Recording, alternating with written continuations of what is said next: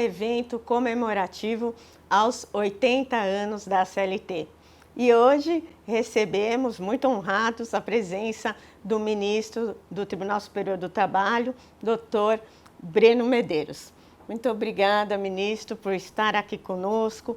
O ministro que é advindo do TRT da 18ª região, ele que veio de origem de Curitiba e hoje vai nos contar um pouco da sua história, da sua trajetória em relação à Justiça do Trabalho, ao direito do trabalho, também na docência, no doutorado, na área acadêmica e no nosso Tribunal Superior do Trabalho.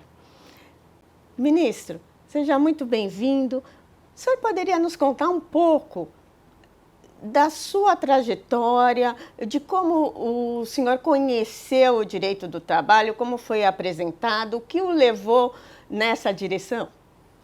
Bom, obrigado. É uma felicidade estar aqui com você, Sara. Eu acho que é importante nós trazermos, né, ao público informações sobre o direito do trabalho, informações sobre as carreiras. Né? Essa pergunta é interessante porque quando muitas das vezes nós estamos na faculdade, não sabemos para que ramo que vamos ou o que vamos fazer. Eu de início pensava inclusive em advogar, mas ao final já da faculdade eu pensei no concurso público. Não foi algo fácil, nem foi algo tão direcionado num primeiro momento. Eu passei para delegado de polícia, promotor de justiça no Paraná. Eu tomei posse como promotor, delegado não, mas como promotor de justiça eu cheguei a trabalhar 4, 5 meses, mas a área criminal não era o meu forte. E aí eu passei também para o concurso de juiz do trabalho em Goiás.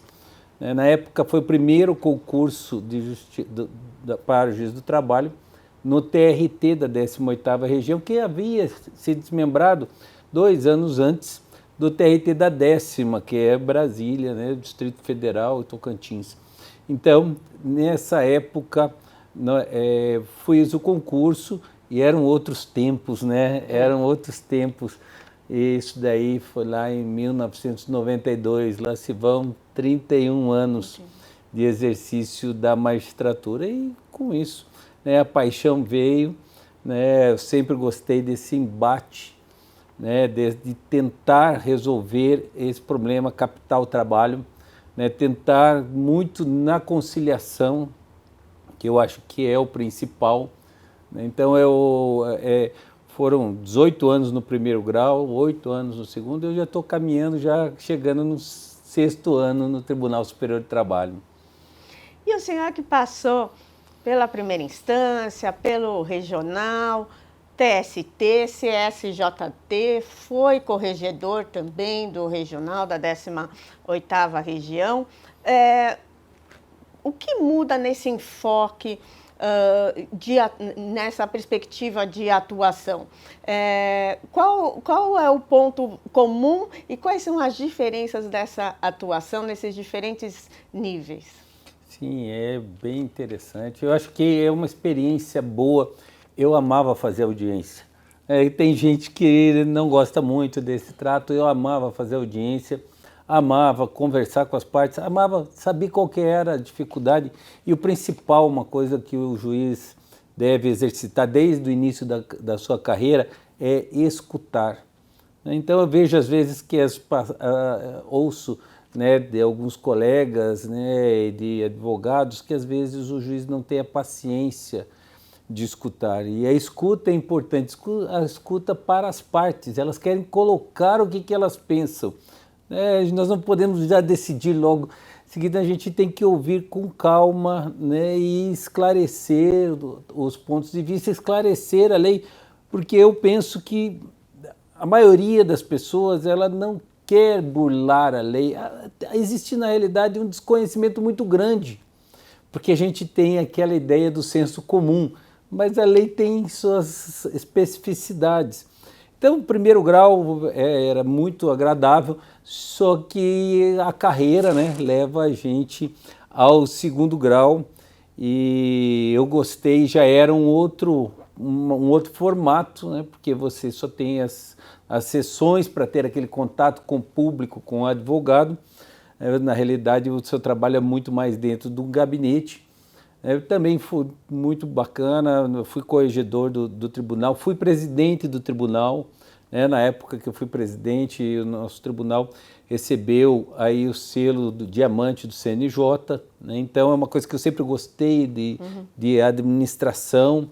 Fui fazer um MBA em engenharia da qualidade aqui na USP, na Politécnica da Universidade de São Paulo. Então, são coisas que me trouxeram, e são questões assim do destino, né? E também, claro, um trabalho que é feito. Eu tive a oportunidade de ingressar numa lista e fui em 2017 aí, indicado pelo presidente Michel Temer, e após os trâmites que tem, né, fui nomeado também pelo então presidente como ministro do Tribunal Superior do Trabalho. De lá para cá eu tenho ficado mais na SDI1, né, e na quinta turma, né? Eu sou presidente da quinta turma, e na SDI1 já é um outro trabalho. Nós não paramos mais naquela de ouvir as partes, nós não paramos naquele momento em que nós vamos rever a prova existente nos autos, mas no Tribunal Superior de Trabalho você tem que uniformizar a jurisprudência para o país inteiro. Então é gratificante você conseguir fazer isso, ou pelo menos colocar os seus pensamentos, né? E o Tribunal Superior do Trabalho são 27 ministros, cada um de uma região. Então é muito rica essa experiência, né? Você saber com pessoas com situações diferentes, né, no mundo, com experiências diferentes, de lugares diferentes desse nosso país. E nós temos que congregar todos e trazer, após as discussões, a forma como deve ser interpretada a nossa lei, a CLT, que está completando 80 anos. Exatamente, ministro, o senhor me deu o gancho. Hoje, quando chegamos no nosso Tribunal Superior do Trabalho, temos um mural comemorativo aos 80 anos da CLT, muito bonito, inclusive, mas desde sempre nós já nos deparamos com a nomenclatura Tribunal Superior do Trabalho, Tribunal da Justiça Social. Quer dizer, isso diz muito, isso é emblemático.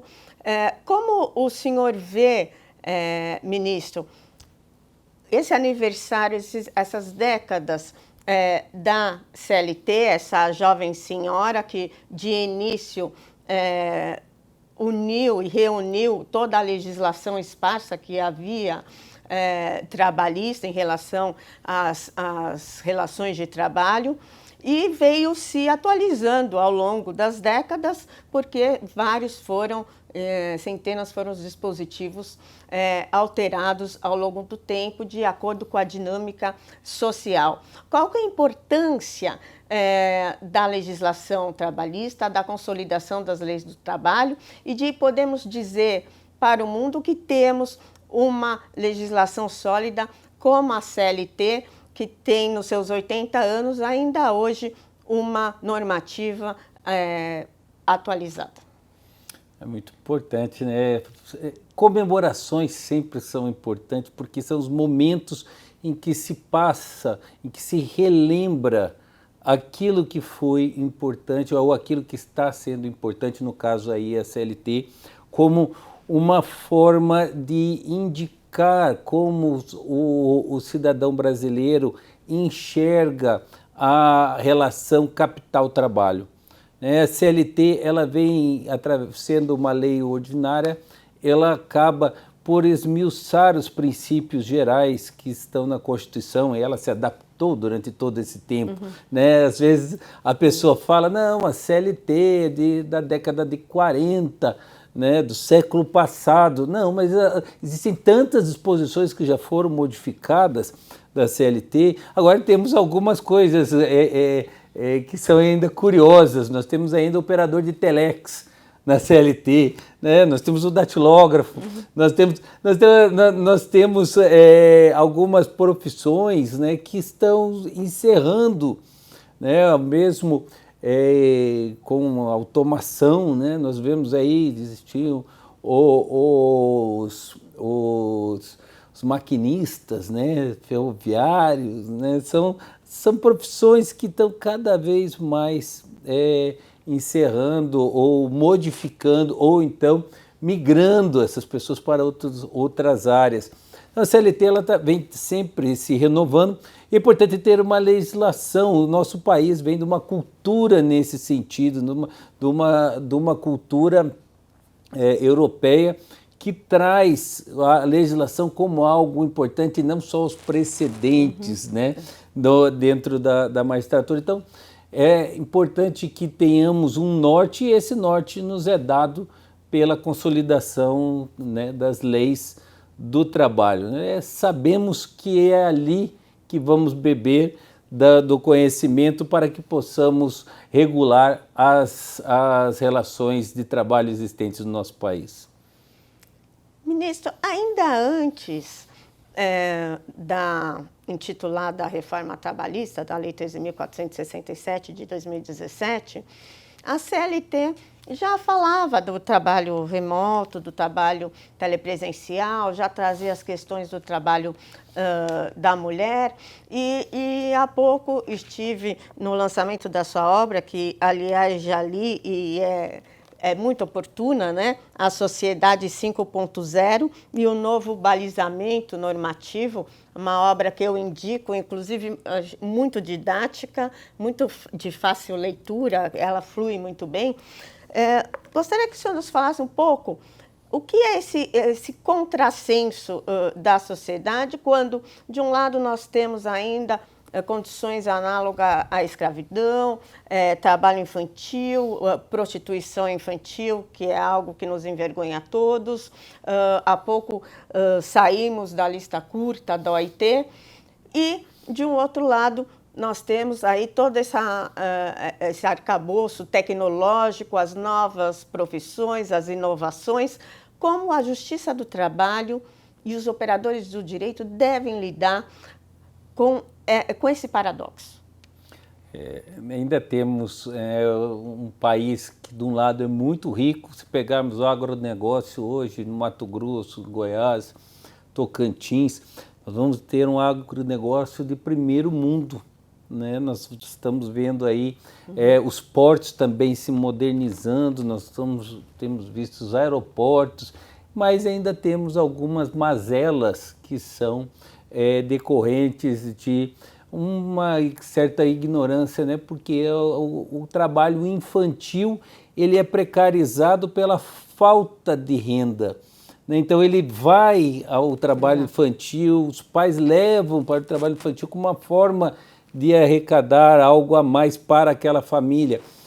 Não sei, aí essa é uma questão de política pública, mas o país está começando, tem tentado enfrentar isso, né, através dos seus programas de benefício continuado, né, que como nós tínhamos aí o programa, hoje é o Bolsa Família, né, que nós temos, que é uma ideia de se dar uma renda mínima para que retiremos essas pessoas, né, do trabalho infantil. Condição análoga a escravo também, né? Nós olhamos isso, eu penso que a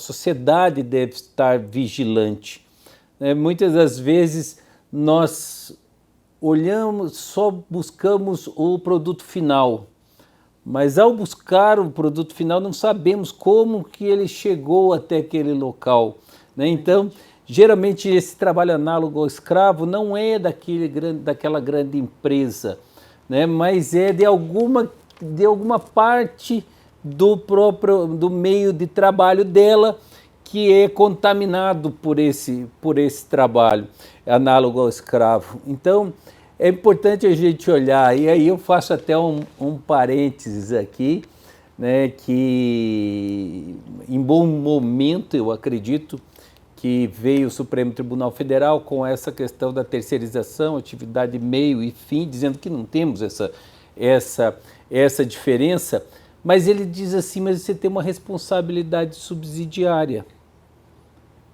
E aí é importante que essas empresas vão descobrir aquele fornecedor dela, se aquele fornecedor ele não está se utilizando de trabalho infantil, de trabalho análogo ao escravo, certo? E aí, se tiver, como nós tivemos o problema das vinícolas no Rio Grande do Sul, né, que isso daí seja retirado, né, do âmbito da sociedade.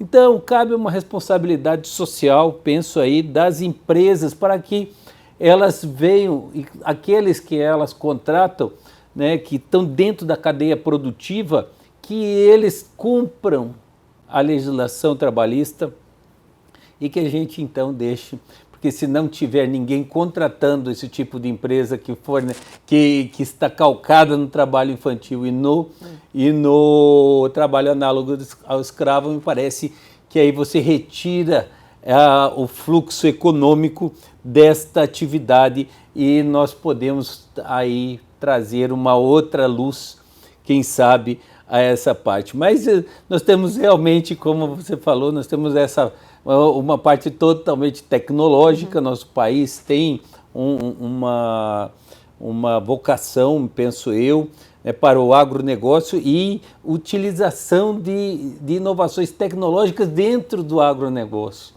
Né? Utilizar cada vez mais, de uma forma mais eficiente e eficaz. E do outro lado ainda temos essas eventuais e que nos envergonham muito esse tipo de trabalho que eu falo que não é o trabalho decente, né? Que é o que buscamos.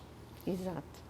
E professor, aqui nessa obra, são vários os pontos que o senhor aborda. O senhor poderia nos trazer aqui um resumo, uma prévia abordagem sobre o que temos aqui nesse conteúdo? E o senhor pode nos dizer se esse trabalho 5.0 ele será para todos, ele é para todos, porque nós temos problemas de deficiências de educação de base e que dirá em relação a essas questões de tecnologia, de aperfeiçoamento e capacitação do trabalhador.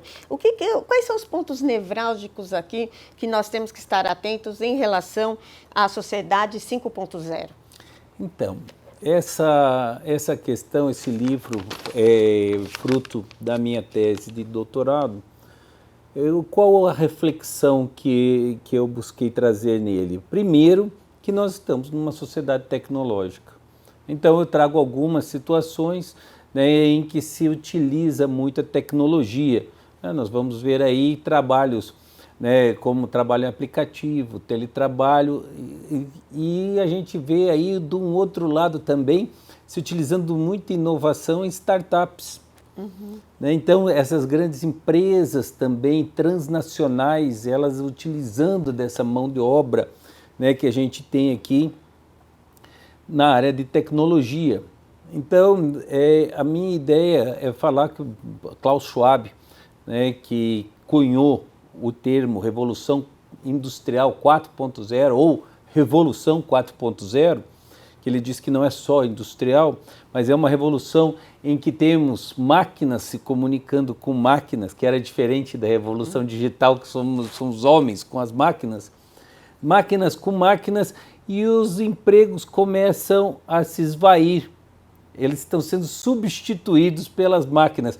Eu dou um exemplo que é interessante, assim, o radiotáxi, né, que nós tínhamos antigamente, é o Uber de hoje.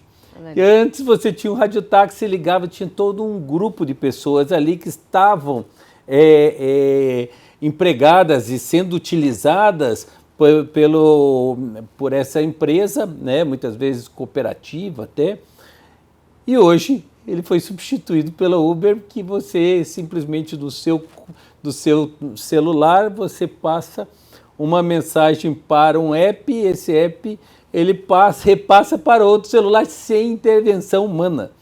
nisso. Então, nós temos que pensar um pouquinho sobre o que a gente quer como evolução da sociedade e o que é a dignidade da pessoa humana. Eu trago 2 pontos aí que eu formo uma dignidade compromissória e emancipatória.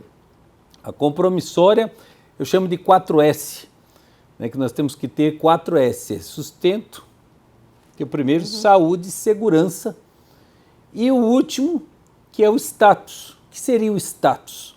Status é o pertencimento da sociedade. Muitas vezes você, dentro de um programa desse de transferência de renda, você tem um sustento, você tem saúde pública, nós temos o SUS, né, que é o maior, é o único do mundo, né, em termos de a universalidade da saúde. Nós temos a segurança pública, mas essa pessoa ela não está inserida em nada dentro da sociedade. Saber pertencer, auxiliar, contribuir para a sociedade é dignidade da pessoa humana. Então, esta atividade, veja, eu trabalho em aplicativos que a gente vai ver, esses motoristas de Uber, esses entregadores, né, de várias empresas que tem aqui. Então, nós temos que garantir essa dignidade compromissória. E do outro lado, tem hoje, na tecnologia, as startups, tem um outro tipo de trabalhador, o trabalhador da geração Z, é o trabalhador que está trazendo uma ideia nova, é o multidisciplinar, é aquele que não gosta de trabalho das 8 às 18, é aquele que não quer colocar seu tempo à disposição do empregador, o que já muda do que a gente tem na CLT, ele simplesmente quer entregar um trabalho, né, nesse sentido. Então, mas esse trabalhador também, que a gente pode falar, não, mas ele tem capacidades aí para que ele ganhe de forma infinita. Ele não é um investidor, mas ele é um trabalhador, mas ele pode receber muito, ter altos salários. Acontece que ele também tem que ser protegido nessa parte compromissória, né? E tem que ter a liberdade do trabalho na emancipatória, que eu chamo dignidade da pessoa humana de forma emancipatória. Então, eu trago muitas no livro, claro que isso é muito mais esclarecido, mas a gente tem que entender quem é esse novo trabalhador que está surgindo, né? Quem é essa pessoa e quem vai julgar as causas dele. Eu traço, falo sobre a sociedade 5.0, que às vezes a gente pensa assim, não, hoje eles estão inventando 4.0, 5.0, 6.0 e as coisas vão mudando. Não, esse é um conceito que foi dado pelo Japão em 2016 e em 2021, no plano plurianual, ele também estabelece, continua com esse conceito, que ele fala que é uma sociedade muito tecnológica, e ele diz assim, existe a Revolução 4.0, que é a tecnologia, a gente não pode fugir dela, certo? Não podemos barrar, não podemos frear ela, mas ele fala, nós temos que fazer um balizamento para que tudo que seja feito na sociedade 4.0, na Revolução 4.0, tenha o ser humano como centro. Então ele desenvolve políticas públicas pensando nisso. Só se tem empréstimos, financiamentos, se são concedidas autorizações, desde que tenha o ser humano no centro. E isso ele chama de sociedade 5.0, que é um balizamento da Revolução Industrial 4.0. Então, foi o primeiro país a fazer isso. Depois nós tivemos aí já um pensamento na Europa já existe um pensamento nesse sentido também. Aqui no Brasil ainda estamos levando e pensando nisso, claro, sempre pensando no princípio da dignidade da pessoa humana. E o senhor tocou num ponto importante aqui. A gente verifica que com as novas tecnologias o trabalho pode ser prestado de qualquer lugar. transnacional, quer dizer, de qualquer país, de qualquer estado, até do espaço, não é verdade? Se pode contatar e o serviço pode ser prestado. Essa já é uma realidade e eu gostaria de saber do senhor, em relação à competência, como que o nosso TST tem visto as questões de competência em relação à contratação daquele que presta serviços fora do país ou fora do estado, local de contratação, legislação que será aplicada, como de fato se aplica o nosso ordenamento jurídico ou não nessas relações, vamos dizer, distantes do ponto de vista físico. Esse não é só um problema nosso, e nem só um problema trabalhista, né? São os tal dos nômades digitais, né? Aquelas pessoas que muitas das vezes vão passando, né? A gente tem hoje legislação mais antiga, mas a contratação da prestação de serviços. Aqui me parece que o teletrabalho é como se ele tivesse com o trabalho aqui, né? E a prestação é só estar à distância, mas o vínculo que existe, ele tem aqui, dentro do nosso país, com as empresas que o contratam aqui. Nós temos servidores que estão prestando, da Justiça do Trabalho, que estão prestando serviços no exterior, né? Continuam com vínculo estatutário dentro da Justiça do Trabalho, né? Eu não vejo essa dificuldade. Nós vamos ter problemas aí na área de previdência, de assistência, nessa área que no futuro, né, como que será lidado com isso, né, principalmente a parte previdenciária, né? Então, ele não está prestando serviço aqui, ele está prestando serviço no exterior, como fica essa carga tributária dele? Então, essas são questões mais difíceis ainda a serem resolvidas. E como ficam, doutor, as questões das doenças ocupacionais e dos acidentes de trabalho nesse trabalho mais tecnológico? Porque sabemos que estão surgindo novos tipos de doença, né, laborais, por conta dessas novas modalidades. O senhor já tem, assim, nesse espectro, para onde estão caminhando, quais são os transtornos mais presentes? Essa já é uma realidade? Já há estudos em relação a essa matéria ou ainda não?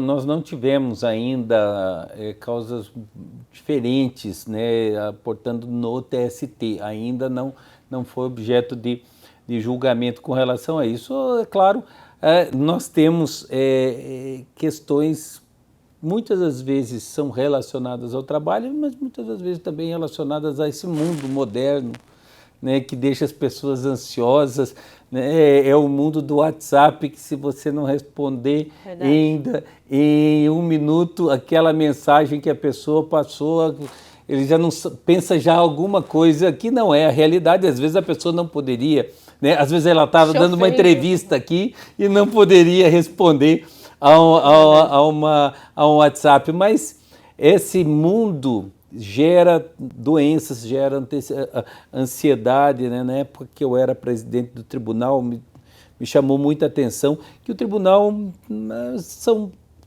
servidores concursados, né? Com uma certa estabilidade, né? Com um salário razoável, dentro da média, aliás, acima da média da sociedade brasileira, e 60% estava doente. 60% se utilizava de medicamento. Então, e isso me impactou muito. Mas não vou dizer assim, mas o trabalho é muito estressante dentro do Tribunal Regional do Trabalho. Eu acho que não. Então, hoje é meio difícil essa questão do teletrabalho, um trabalho em casa, né? Como é que a gente vai conseguir dizer o que é decorrente do trabalho e o que não é decorrente do trabalho? Eu acho que talvez mais nós vamos ficar no futuro, mas isso também são conjecturas hoje, nós vamos acabar por fazer uma análise da quantidade de trabalho versus o tempo que é disponibilizado para que a pessoa possa entregar o o trabalho, o teletrabalho. Então, eu acho que vai ficar um pouco mais... E aí vamos acabar criando alguns parâmetros, né? Porque você... Mesmo assim, tem gente que é muito rápida no seu serviço e tem outros que são mais lentos. Veja como é que é. É uma dificuldade da gente chegar num ponto, mas que não é bom para a sociedade como um todo ter pessoas doentes, né?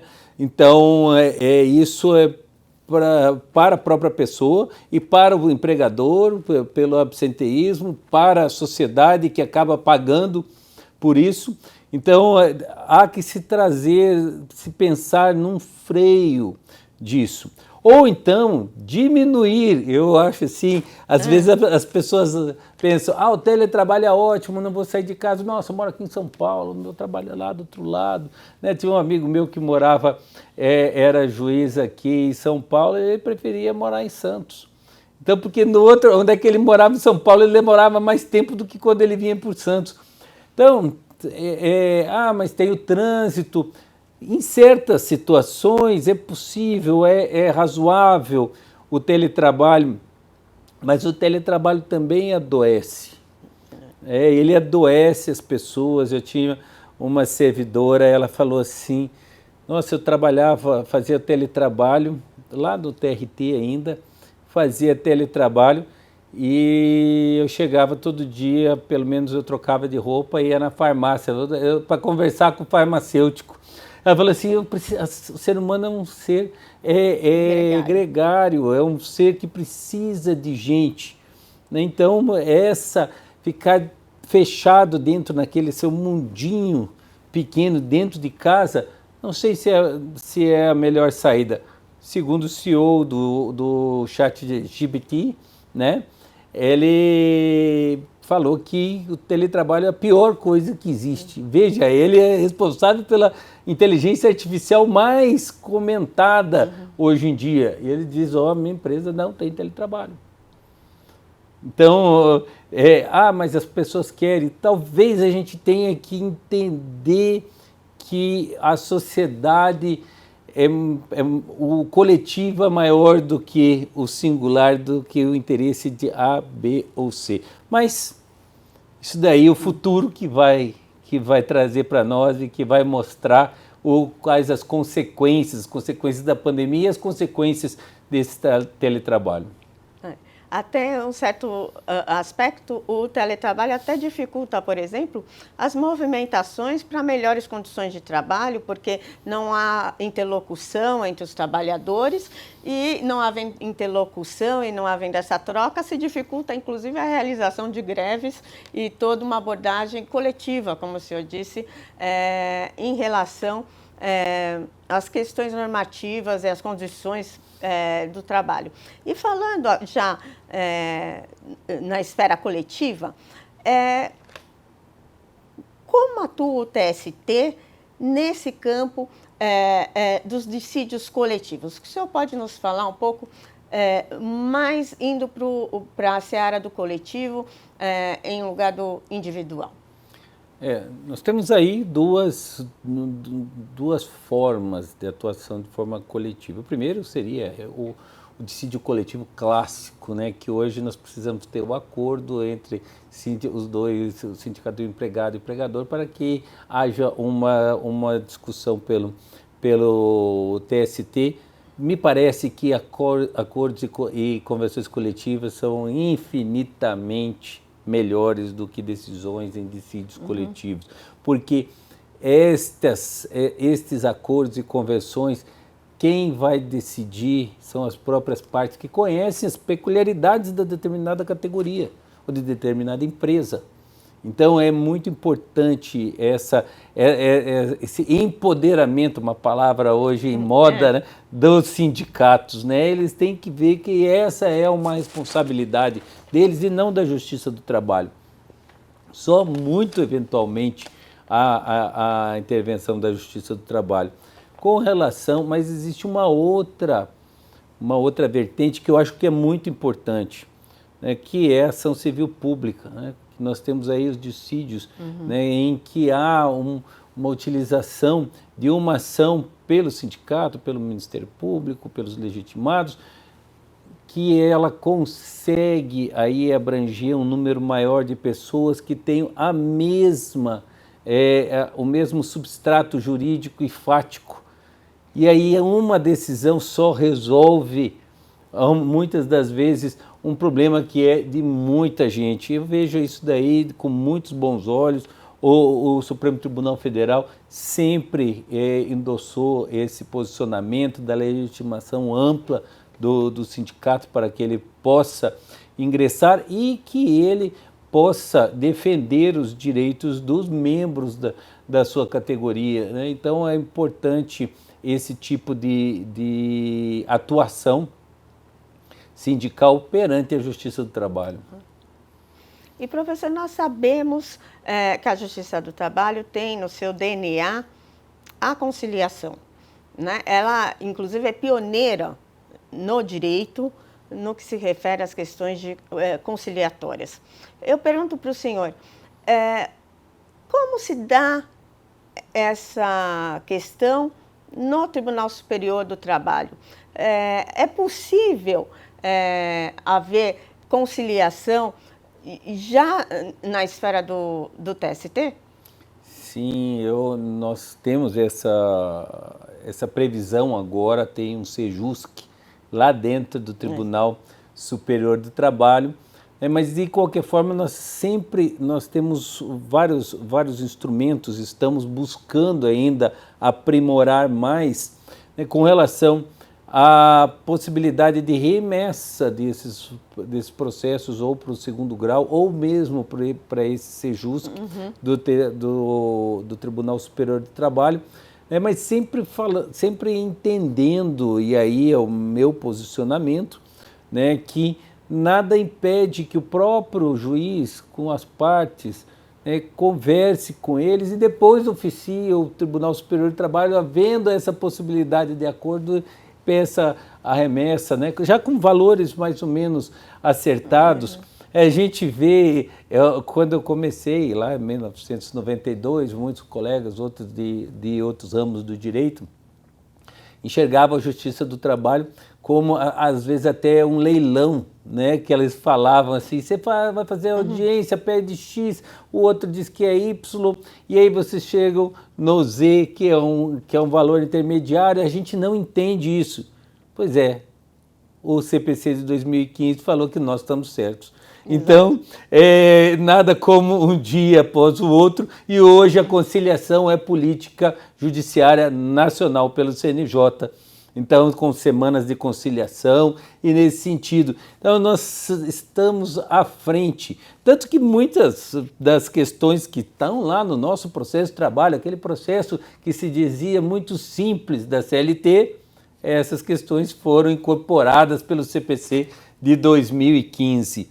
Então, a desburocratização, deixar as coisas mais fáceis, menos formais, mais eficientes e com julgados mais céleres e consequencialistas, né? Sabendo o que você está julgando, ter uma resposta lá dentro e uma reação da sociedade com relação a isso. Então é importante o magistrado nesse sentido, né? Então eu vejo aí, falando novamente da CLT, 80 anos, a dona CLT andou muito bem nesse período e, aliás, né, continua sendo modelo para os demais ramos do direito. Já caminhando para a finalização, professor, e espero que o senhor possa estar aqui conosco brevemente para abordar outros temas, mas não posso deixar de perguntar. A resolução do CNJ, o senhor falou há pouco do CNJ, acerca do protocolo de julgamento pela perspectiva de gênero, que é algo que eu entendo que é um avanço, algo bastante atual, necessário, imperioso. Isso impactou, de alguma forma, lá os nossos julgamentos no TST? Já está sendo... os processos já estão sendo direcionados para essa questão, por essa perspectiva? ou já havia esse olhar? Como o julgamento por perspectiva de gênero se dá nessa esfera do TST, em que sabemos que as matérias ali visam justamente a uniformização da jurisprudência e também se referem apenas àquelas matérias, vamos dizer, de direito. Nós temos aqui, nós temos alguns exemplos, né, dentro da CLT sobre o trabalho da mulher, fazendo diferenciação ao trabalho do homem e dando certas garantias à mulher. Eu vejo que foi um avanço muito grande, né, quando o Supremo Tribunal Federal veio dar à estabilidade gestante uma outra visão, né, uma visão a favor do nascituro, que é importante. Mas a mulher saiu, ou a mulher não falou que ela estava grávida, ela não quis voltar ao trabalho, né? E o que nós colocamos? O interesse do nascituro. E existe a função social da empresa, de abranger isso, de cuidar, porque se não for a empresa, será o poder público que não tem essa condição. Então, eu acho que isso tudo marca um sistema evolutivo da sociedade brasileira, e essa discussão ou esse assunto, que muitas das vezes ele estava jogado como os demais assuntos, que eu não creio que nós tivéssemos assim um olhar diferenciado com relação ao homem, né, e não à mulher, né? A gente não tinha esse olhar diferenciado, mas é importante a gente trazer essa discussão para dentro da Justiça do Trabalho e entender, inclusive, com relação a salários, com relação a cargos, a relação à discriminação, a relação a fatos discriminatórios, inclusive pelo fato da gravidez, né, da estabilidade.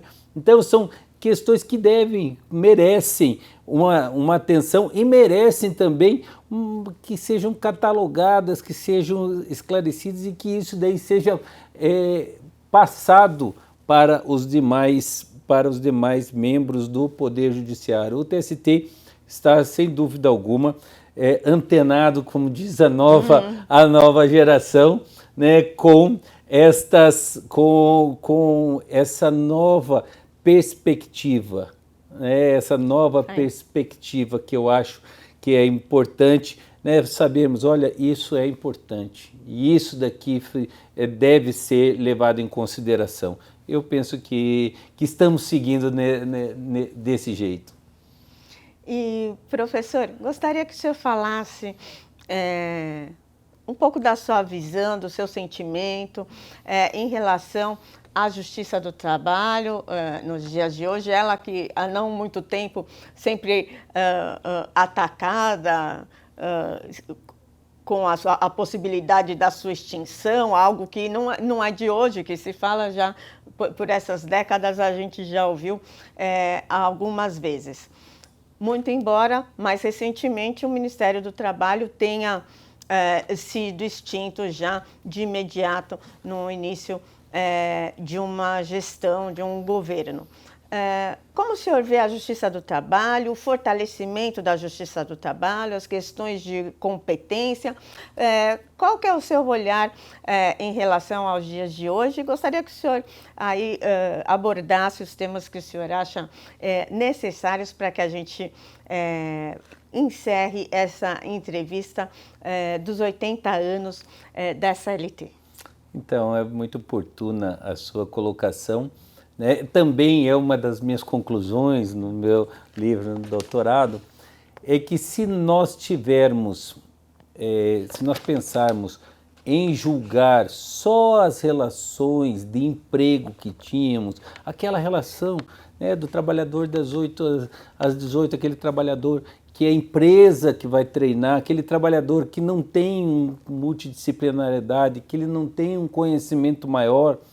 se a gente só pensar nesse trabalhador, a tendência desse trabalhador é ser substituído ou por um robô ou pela inteligência artificial. Então, o que vai acontecer? A Justiça do Trabalho, a tendência é que ela venha se extinguir, mas não é porque ela vai... não é numa canetada, mas vai extinguir porque ela não vai ter mais competência, se a gente fica só na relação de emprego. No dia em que foi sabatinado, o ministro André Mendonça, do STF, me questionou sobre isso. Ele falou assim, mas você acha que a Justiça do Trabalho está preparada para julgar relações de trabalho que não estejam elencadas na CLT? Porque nós temos ainda aquela visão, nós queremos colocar o círculo dentro do triângulo. E me parece que essa relação de trabalho, ela não se amolda exatamente àquela relação de emprego que a gente tinha.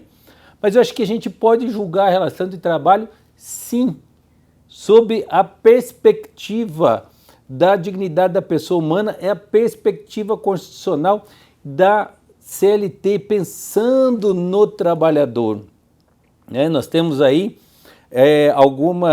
alguns exemplos que eu penso que são pertinentes. Um julgamento que vai discutir de um grande trabalhador, mas é trabalhador de uma startup ou um trabalhador desses novos, que são tantas as profissões que estão se abrindo, tantos os leques, uma ação dessa pessoa que ela fica impedida de trabalhar, depois tem um período de quarentena, porque senão ele tem que responder questão de segredo, segredo da própria empresa, não concorrência. Às vezes essa pessoa, ela só sabe fazer aquilo. Se ela só sabe fazer aquilo, nós vamos dizer que ela não pode, o direito ao não trabalho.